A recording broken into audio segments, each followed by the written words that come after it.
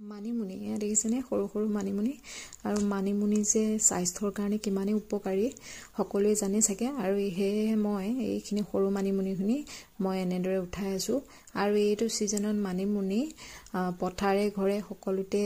দেখা পোৱা যায় আৰু ইয়াৰ দুবিধ মানিমুনি আছে এবিধ ডাঙৰ আৰু এবিধ সৰু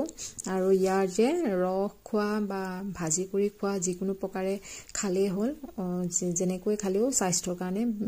বহুত উপকাৰী আৰু এইখিনি যে মই এতিয়া এনেদৰে উঠাই আছো এইখিনি মই ৰাতিপুৱা খাবৰ কাৰণে লৈ আছো এইখিনি মানিমুনিখিনি আৰু এতিয়া এইখিনি মই ধুনীয়াকৈ পিচি পেলাই ৰস উলিয়াই খাম বহুতেই দিন হ'ল এয়া নোখোৱা কিন্তু ৰাতিপুৱা খালী পেটত এইটো খালে বহুতেই উপকাৰী হয় কাৰণ যিহেতু পেটৰ প্ৰব্লেমৰ পৰা ধৰি সকলোখিনি নাশ হয় সেয়েহে এইখিনি মই এতিয়া উঠাই ল'লোঁ আৰু এইখিনি এতিয়া মই পিচি পেলাই ৰস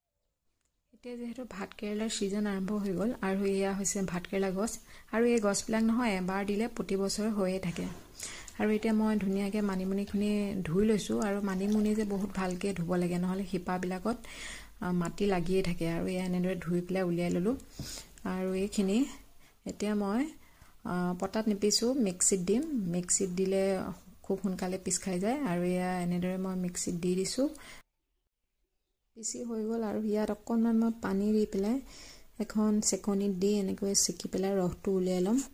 আৰু এই ৰসটো যে ৰাতিপুৱা সকলোৱে খাব লাগে আৰু ইয়াত অকণমান নিমখ দি পেলাই এইখিনি এতিয়া মই খাম আৰু যিহেতু স্বাস্থ্যৰ কাৰণে খুবেই উপকাৰী মানিমুনি বিধ